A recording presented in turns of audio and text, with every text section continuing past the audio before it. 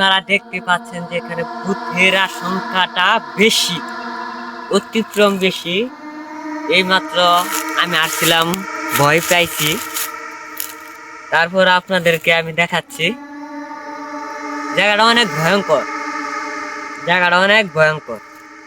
আমি আসছি, অনেক ভয় পাইছিলাম, আমার সাথে লোক নাই। এখন আমি যাইতেছি গা। ধন্যবাদ, আমার জন্য দোয়া করবেন।